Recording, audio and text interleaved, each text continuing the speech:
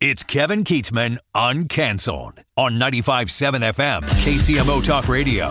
Good morning, Kansas City. Welcome to Uncanceled on KCMO Talk Radio. I'm Kevin Kietzman. We are broadcasting live today at Kauffman Stadium, as you've heard Mundo in the morning, all morning long. What an unbelievable show with big breaking news all morning that we're going to catch up on a little bit more in a bit. I want to talk a little baseball to start the show today, and then I think we're going to have Rex Hudler swing by, who has the most unbelievable blue tuxedo jacket on. He said he got it at a tuxedo shop. I wish I could show you a picture of him right now. He'll be here. Ryan Lefebvre is going to join us from FanDuel Sports Network. These are the Royals radio announcers. We'll have their TV announcers. We'll have them on. But to recap very quickly before we get into my thoughts on baseball, and I'm like Pete. I'm not going to get into the X's and O's and get deep on the team. I just want to share with everyone today what baseball means to me and what it means to this community. But before we do that, I do want to comment on John Sherman using a term today that we've not heard him say a lot. They have moved away from the term downtown baseball to density. And I thought that was really the most important thing that John Sherman said. And he said whether that's in an urban area or closer to, I think is his exact quote, closer to a suburban area, he hasn't decided yet. But they hope to have something done by midsummer. So when I heard him say density, I immediately started thinking of Washington Square Park. It's technically not downtown, but it's right by downtown, and it's a very dense area where there's a lot of people that work. When they say density, I don't think they're talking about like Lee Summit, Parkville or Leawood, single-family home rooftops. I think what they're talking about is how many people go by here every day. Now, that could obviously be off of an interstate where a lot of people commute and have traffic as well. So density is the new buzzword with the Royals. I don't think they've ruled anything out. Mayor Quentin Lucas, prior to that, told Pete Mundo that the $1.4 billion he says they've told the Royals they're going to have is going to come basically as a result of a carbon copy of what the state of Kansas is doing. That it will come through the state, it will involve the city, certainly, does not involve any Jackson County sales taxes. But look at it this way. If they're going to lose a team, they're going to lose all the sales tax revenue from that team. If they lose it to Kansas, they lose it all. So why not offer all that sales tax revenue to the team to stay in Missouri? It makes total sense. Mayor Q, when he is on, is really on. In his interview today, I'm sure it'll be up shortly on the podcast. If you did not hear it, you want to hear that interview with Pete Mundo on KCMO Talk Radio today, because Mayor Q was just as good as he's ever been.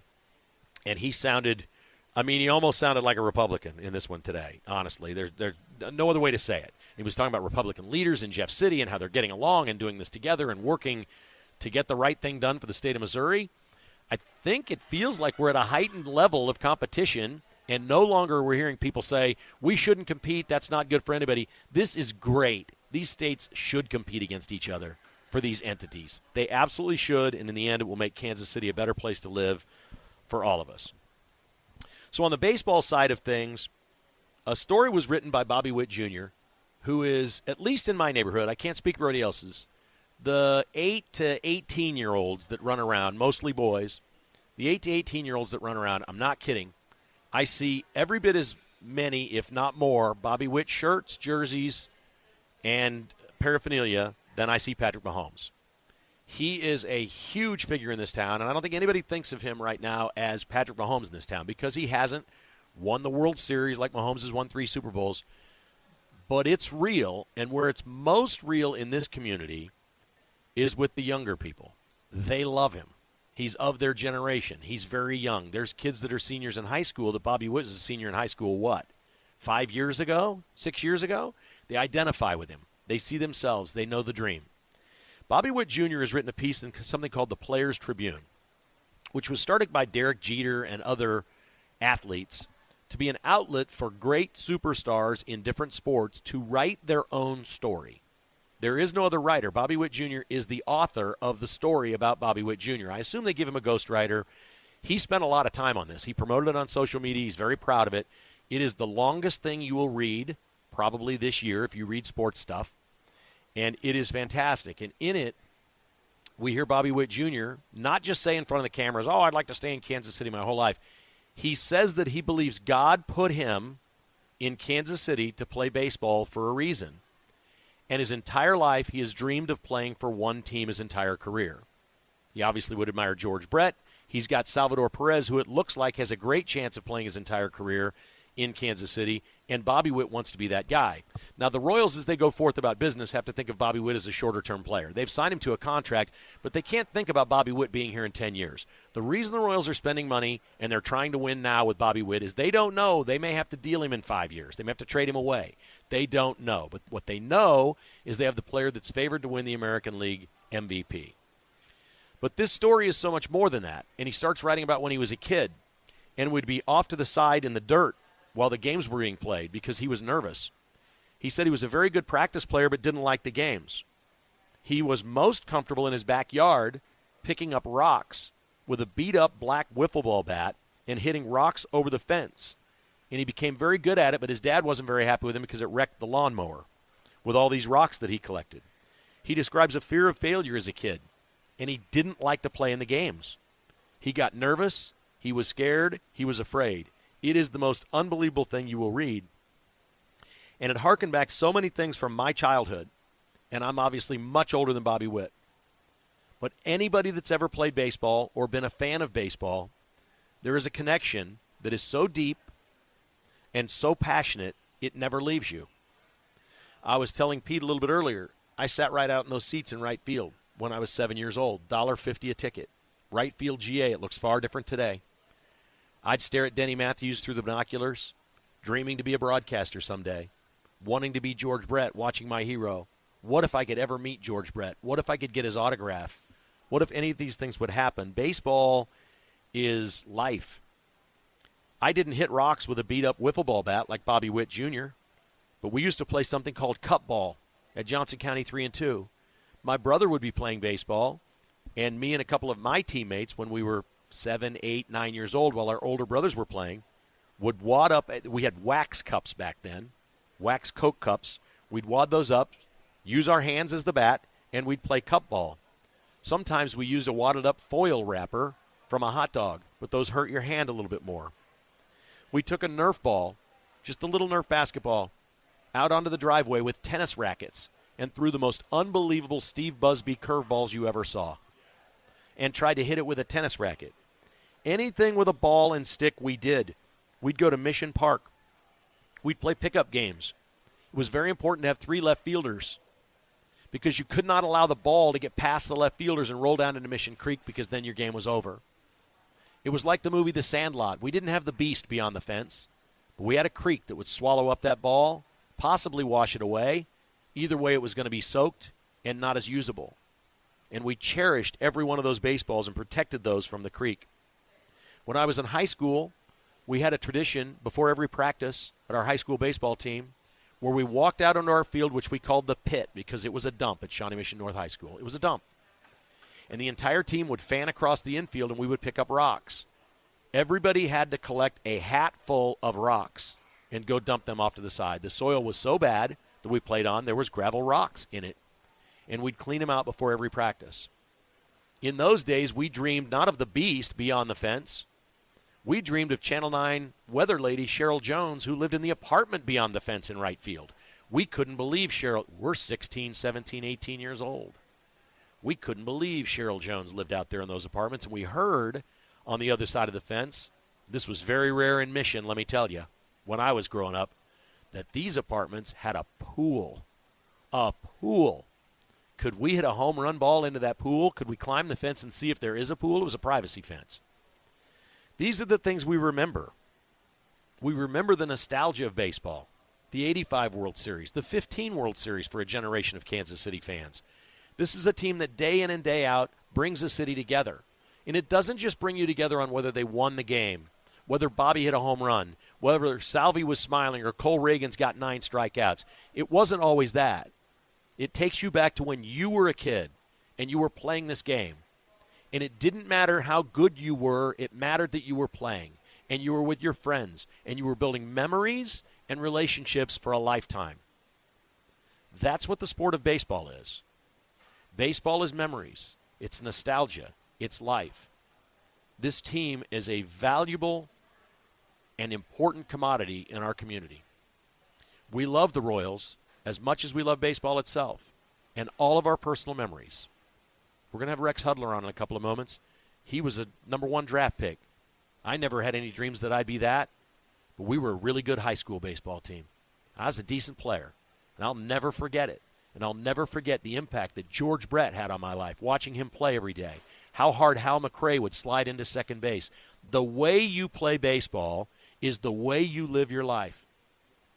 You take full responsibility for everything you're doing, and you do it for your teammates. And you go 110% every time in everything that you do. That's why we love baseball.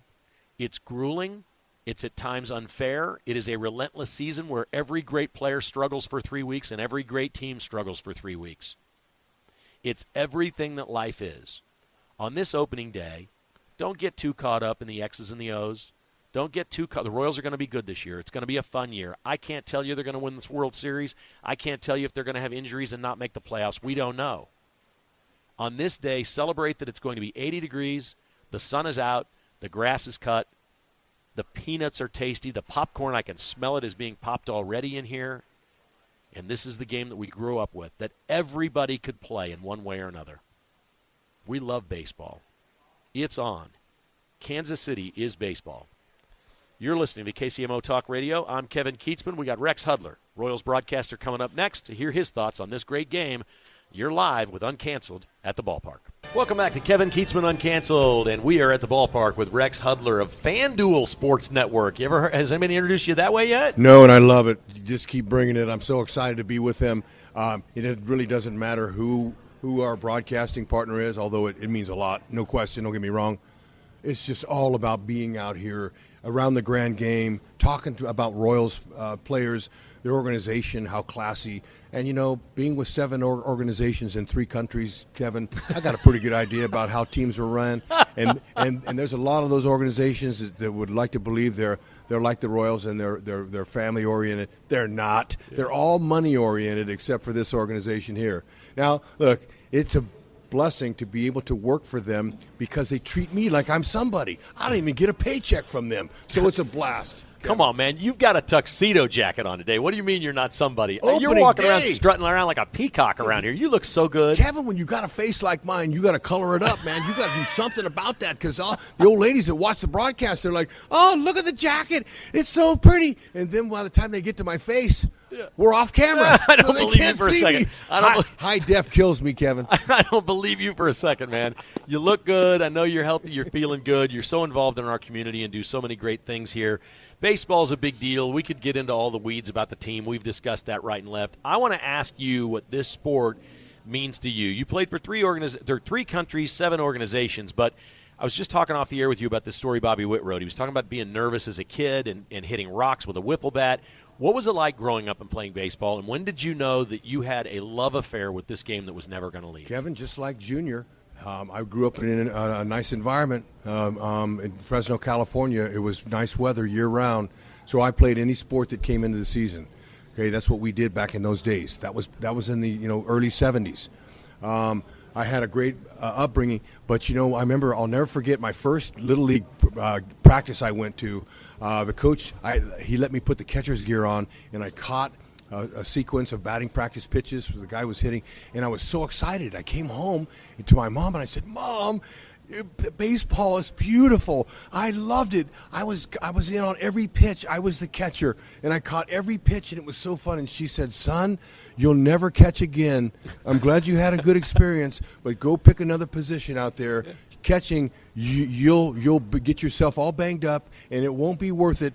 Find another spot. You'll never catch again. And she was right. I was a little bit disappointed at the time, but then I went out and found a glove and played and ran and became an athlete. She's right. I love her for that. But the passion of baseball was in me at 6, 7 years old, and then soccer came, and then football was later, much later. But soccer helped develop my base, my foundation of running, my speed, my agility, coming in, going back, just like kind of like how Junior runs. I was a runner. I was a speed guy, probably not in his league, but just really loved all the sports. And when I dominated recess and dominated PE, my two favorite subjects in school. Right. Okay, yeah.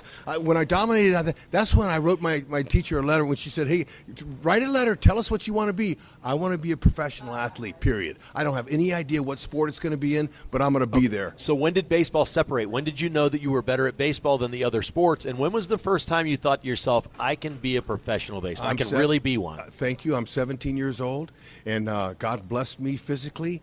He blessed me with a great quarterback in high school. I caught 22 passes in my final football game ever that I ever played in. That was a state record. And I had 25 D1 football offers. I've signed with Notre Dame. I was going to go catch passes from a guy named Joe Montana.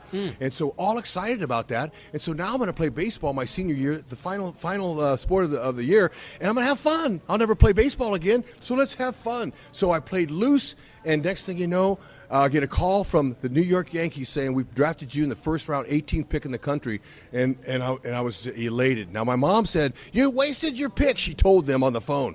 You wasted your pick. My son's going to college. So she played hardball because she was my agent. I couldn't have one. It would have ruined my eligibility back then. So she wanted to up the ante. So she held that against him and got more money from Mr. Steinbrenner. I love her. I love it. Yeah, you loved it. That's worth about $6 million today. What was it in those days? Yeah, that was a 150 signing bonus. That's big. That was big, wasn't it? 1978 was a big bonus. The highest he'd ever given a player, and I was his first bonus baby. Wow. So it was exciting. It was fun. But that's when I said, okay, I'm going to make it in baseball then. But, I had no idea because I put God on the shelf, and I had been walking with him as a young person, and he opened the doors for me. He gave me the desires of my heart to choose from two of the best sports in the world.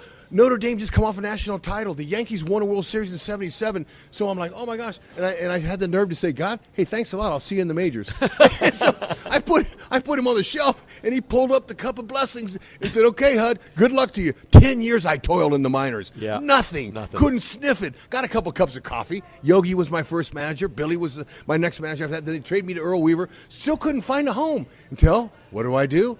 I asked God to help me find a wife. He finds a wife for me, and then he says, okay, Hud, now that you're letting me back in the driver's seat, I'm going to let you in the promised land. 10 straight years in the majors. That's awesome. After I married Jennifer. She's the best. So much fun. Rex Hudler with us from FanDuel Sports Network. They've got the call today at 3:10 on FanDuel Sports. And we'll finish with this. You have a spirit for baseball that I recognized the very first time I saw Salvador Perez play baseball. I've never seen anybody love the game more than him. But I always love people who you can tell love playing the game. Sometimes, like Bobby Witt's demeanor is more serious. We know he loves to play the game. I love people that have fun in their sport. That was you. Do you see some of yourself in Salvi? Absolutely. The way he plays? You're two kind of people. You're either a fountain or a drain. You either got life for others or you're going to suck people down the drain with you. In this sport, it's played every day, unlike any other sport in the world, 7 days a week. And nowadays, with a balanced schedule, you get 3 days off a month. It's a grind. So who you want coming in that clubhouse door is a guy that has his head up, his shoulders back, and wants to speak to the people. Hey, how you doing? Has a smile on his face. That right there, when those young players that are getting beat, they see a veteran come in with a smile, it loosens them up. So Salvi, I can only imagine. You come in that clubhouse, but he has accolades. Right. I was just a bench. I rode the pine for 9. I was a middle of the road player, but still, I was an energy giver, and that's what you want. You got energy givers or takers. Salvi is a light, and when the team's going bad, you look for that light. You look for him to come in, and when things are going good, it's easy to carry yourself bebop around when you're going good in baseball, but when you're not, and that's most of the time, you're getting beat, you need veteran guys with smiles, even young guys that come in that have an idea about the grand game. You have to have positive energy to succeed it, or all the negativity in the business, Kevin, will get you out. Awesome. Mark, we're going to steal an extra minute here. Hud, your prediction today, I know you got to go and do another interview. Your prediction is Salvi today. You got Salvi being the man today? Is that it? 3-run homer. Three-run homer. Coming off of Bybee. Awesome, buddy. Thank you so much for your Kevin, time. You're the best. Always Thanks great for to having see me you. on. Thank you. All He's right, Rex Hudler, FanDuel Sports Network. You can catch them at 3 o'clock, and he is off to do another interview. There's no better ambassador for the Royals than Rex Hudler. He's got so much energy every single day and loves this sport. And if we can do one thing with this show, what I hope to do today was kind of create an environment of what baseball means to different people. It's just such a romantic sport and a nostalgic sport, and we love it for that reason. Hud is the best. Isn't he awesome, Mark? I mean, doesn't he just make you want to run through a brick wall? Oh, yeah. Absolutely. The energy that he brings, and he loves this game every single day. And we know, even if you're not the biggest sports fan or whatever it may be, that baseball has a place in your heart. The Royals start at 3 o'clock today. This is Uncanceled on KCMO Talk Radio. We come back. We're going to talk about what Mayor Clinton Lucas said, and Ryan Lefebvre will join us coming up shortly. So you're killing me, Smalls. They used to have us broadcast from the stadium, in like a broadcast booth that was sort of like a prison cell, and you couldn't see much and you didn't see anybody. We're in the concourse of the Diamond Club here today. When you do things with Pete Mundo, it's big time. That's just how it works. Never broadcast from the Diamond Club. I'm sitting next to the baking company shop where they have giant buckets of hot tamales sitting out and peanut M&Ms and licorice. And, of course, right next to that, because it's Kansas City, is barbecue and beer taps. So I think I'm good for the day right here. Don't think I need much else. They have classic milkshakes right here. Are you kidding me? I got to come out and join you after the show ends. All right, what's your favorite, Mark? The hot tamales, the M&Ms, or the licorice? Oh, man, I love the M&Ms. Chocolate guy here. Peanut M&Ms? You like peanut butter M&Ms? I like all of them. all the M&Ms. Milkshake or cold beer? I'm a dessert guy. I like the milkshake. Milkshake it is. There it is. It is opening day. We're at Kauffman Stadium. You're listening to KCMO Talk Radio, Uncanceled. And Pete just had a tremendous show earlier today with actual newsmakers making news in media on live radio, as opposed to, I heard, sort of, I think, but I can confirm they're locked in on 119th and Null to build a stadium, which occurred on Kansas City radio on Monday. Mayor Quentin Lucas would tell Pete Mundo earlier today that, it was pretty interesting to hear somebody say something at 8 a.m. and it's provably false by noon. I thought that was great. Now, Mayor Q is fighting for Kansas City, Missouri, and he's fighting for the state of Missouri to keep the Royals in his state and in his city. So he's got a job to do. That doesn't make him impartial. It doesn't make him unbiased, and that's okay. He's the mayor of Kansas City. Before I play this clip for you, I got to tell you, Quentin Lucas, man, when this guy is on, he is the best you've ever heard. Like, he's got, and we saw this very early in his political career, he's got an unbelievable ability to communicate and reach people that are potential voters that probably wouldn't even think they'd ever vote for him. It's a crossover effect. Why the Democrat Party doesn't do more of this, I don't know. Barack Obama clearly did it. They don't even try to do it today. The only people that speak on behalf of Democrats now are way left, and they never try to meet in the middle or work with Republicans on anything. The tone of the interview from Quentin Lucas today was, I know I'm in a state with a bunch of Republicans, but I'm going to work with these people because they're smart, they want to keep the Royals, and we think we have a way to do that. Pete asked the $1.4 billion question. Mayor Quentin Lucas saying 2 days ago, I've got $1.4 billion, which is 70% of a $2 billion project, for the Kansas City Royals to stay in Kansas City and not move to Kansas. But exactly how is he going to accomplish that? Here's that clip. You say that there's no tax increase here with this, so how do you get to $1 billion worth of incentives? Very simply, right? It's largely what the Star Bond tool is. And by the way, I'm not trying to confuse anybody.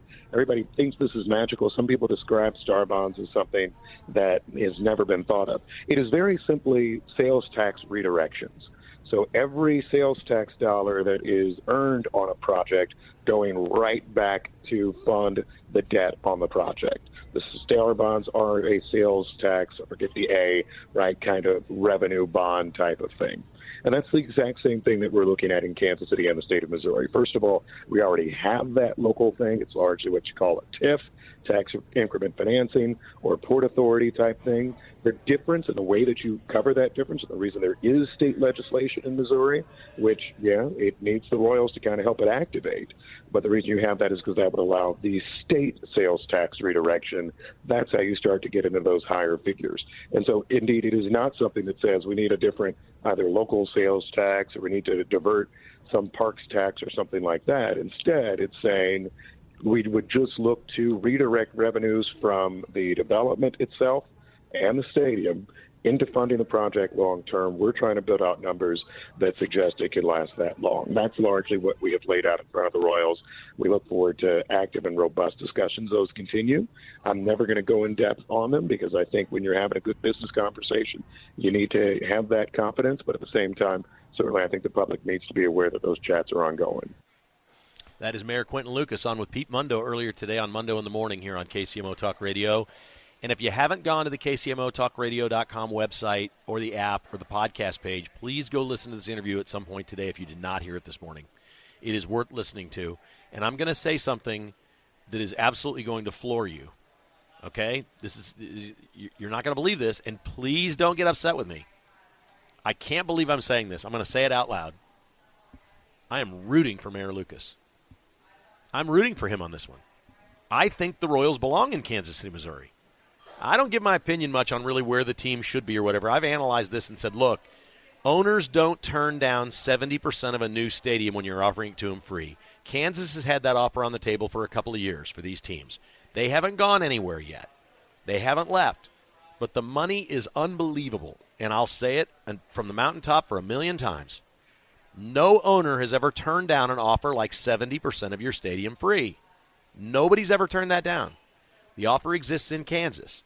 And if Mayor Quentin Lucas, working with Governor Keogh and the Speaker of the House from Lee Summit, Patterson, if he can work with those Republicans and they can get that passed in Jeff City and they can come up with an initiative or a bill or a law or whatever it is they got to change in Jeff City to do this, if that's what they get done, I'd be thrilled if the Royals were at Washington Square Park or downtown or wherever. Now, there's a whole set of issues to discuss about downtown. We know what those are. It's dangerous. There's a lot of crime. Depending on where the thing is built and where it winds up being, we're going to have to talk seriously about security and development around there and safety for fans and a lot of different things. There are all kinds of issues that other cities deal with in this regard, and some people, if you love baseball, are going to have to get over the fact of going down there. But there's plenty of day games, and there's all kinds of options. So I do think that would be a great option for Kansas City to be downtown. And in a weird sort of way, because I just feel like the Chiefs are going to take the free money in Kansas and not stay right. They're just, I'm looking out these windows. There is no development here. We've had 60 years to develop things right here at this location, and nothing's developed. Why would you think the teams are going to stay here and try to develop their own business entities around their stadium right here? So it tells me, my gut tells me they're both leaving. And the Royals are definitely leaving. There's no question about that. You ask anybody around here that works for the Royals, they're like, we're gone. We are not staying here. I know Mayor Lucas said the money could go to renovating the stadium. They are not renovating the stadium. That's over. That's not even up for debate. They're leaving the stadium, period. So I think the Chiefs probably will too. And if it worked out that the Royals were in Missouri and the Chiefs were in Kansas, seems like that ought to work for a lot of folks. All right, we're due for our next break, but please go listen to that Pete Mundo interview. It was absolutely sensational this morning with Mayor Lucas. He also had John Sherman on, who talked about just wanting to build a stadium in a dense area where there are people. He talked about density. We want to build where there's density of population. That's it. That's their main thing that they are looking for, the Kansas City Royals, and they say they should be able to announce something by midsummer, which is beginning of summer is June 21st. So we'll see where that is. That's right in the middle of the year. Ryan Lefebvre is the voice of the Kansas City Royals. He's a dear friend of mine. He is on his way to Kauffman Stadium. He's a very routine, regimented guy. He's got a schedule. He's got family. He's got times. He's got all that. So he is on his way to Kauffman Stadium. He's going to join us on his commute next on Uncanceled here on KCMO Talk Radio. Welcome back to Uncanceled. We're live at Kauffman Stadium today for opening day, and my good friend Ryan Lefebvre is the voice of the Kansas City Royals. You can watch and hear him today on FanDuel Sports Network, the new home of the Royals. Wherever you had the Royals before, you have them there. There are also other options, streaming availabilities. You'll be able to find the Royals anywhere you want, and they're going to be good this year. Ryan Lefebvre will have the call today. Ryan, welcome to the show. How are you, sir? Hi, Kevin. It's a little strange. You're at the ballpark, and I'm not, but I'm on my way. I know you're on your way, and I'm going to be leaving because I have decided waiting 4 hours for the game to start is probably not the best thing for me, and my mom really wants to watch the game with me today, so I'm going to do that. We'll be watching your broadcast. Is that okay? Can I see you out at the ballpark another time? Hey, your mom's my number one fan, so absolutely. She totally is. So we've been taking a trip down memory lane today after reading Bobby Witt's story that he wrote in the Players Tribune about growing up as a kid hitting rocks with a wiffle bat and being scared to play in games and a fear of failure and things like that. I shared some of my memories as a kid of baseball. This is a romantic game. It's a nostalgic game. It's opening day. What are your recollections as a child of when you knew this game was such a big, important part of your life? You literally grew up in the game, but when did you realize, hey, this is my life? This is what it's going to be. Baseball is my thing. Well, first of all, I read that too last night, and man, what a great piece that I think any kid should read. I think a parent should read too. That even somebody like Bobby has gone through questioning himself and anxiety and whatever, and discovering, his true love for the game. I thought it was great. I've never really thought about it that way because baseball was always a part of my life. And it was even before my dad. My grandfather was a legendary high school baseball coach in Los Angeles, and he had 3 boys. All 3 of them played professional baseball. My dad was the only one that made it to the major leagues. But as far back as I can remember, I mean, my springs and summers weren't necessarily watching TV or listening to it on the radio. I mean, I was just there in person because that's when I got a chance to be with my dad. My parents divorced when I was very young. And so as a result, I spent a lot of time with my grandparents and my grandfather, who was the coach. And so I was a bat boy for his teams when I was probably 5 or 6 years old. And then, the time that I got to spend with my dad was with him, whether he was in the major leagues as a coach, in the minor leagues as a farm director or a manager, or in the major leagues as a manager. I mean, that was really the only time that we had together was around baseball. So I've always said I don't know how much I really loved playing the game. I think it was expected of me, not by my family, but I think I imposed that upon myself. But when I decided that I wanted it to be a part of my life was probably when I decided to be a broadcaster. And so you knew the game inside and out and decided, what is it about baseball that you loved so much? Was it simply the familiarity that this is what your life had been when you made the decision, I want to stay in this game forever? Or was it something about the game itself that you said, I can't let go of this? Well, when I retired after 2 weeks of A-ball, I knew I wanted to get into broadcasting, but I actually set out, I wanted to be a news anchor. And which is a funny story, but what I think I was just open-minded to anything. And once I got into the business and I was an intern, I think I just started to check certain things off the list. I realized if I wanted to be an anchor, I needed to be a reporter, and I just don't have a reporter's genes. I realized that I probably wouldn't make a great talk show host because I just didn't care enough about all the sports to feel like I needed to know every detail. I mean, all those years that I would listen to you and you're breaking down, who the backup center should be for the Chiefs.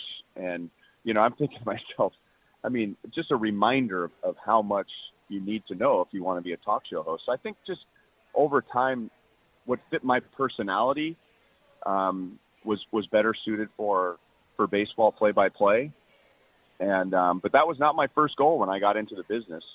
And I think it has suited my personality well because as a former player, and when I say a former player, I mean I was a college player. It's not like a former, professional or major league player. But as a former player, I'm more interested in what's going on the field, why it happened, why it didn't happen, and I was a center fielder and a leadoff hitter in college. So when I became a broadcaster, I mean, that's all I knew. I mean, I had to learn about pitching, and I had to learn about catching, and I had to learn about the infield, and I had to learn about different pitches and different situations because, I knew the game, but I only knew how to catch the ball in center field and what base to throw to, and as a top-of-the-order guy, how to get on base. That was it. So I've learned a lot about the game as a broadcaster from other people.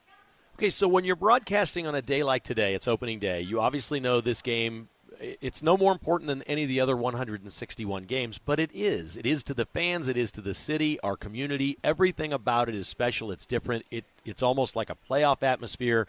Our jobs as broadcasters is to be the same every day, be professional every day, treat every game, every talk show, every whatever the same. But I'd be lying if I didn't say there's some slow Tuesdays where I'm looking for topics and I drive away and go, well, that show was just okay today. And maybe that's where we need to be better. but it feels different when something's going on. I feel different on the air today because I'm at Kauffman Stadium and it's opening day than I would if I were at the studio right now. What do you feel on opening day or a big series that matters down the playoff stretch or in the postseason? Are those broadcasts different from you? Do you feel different on days like this?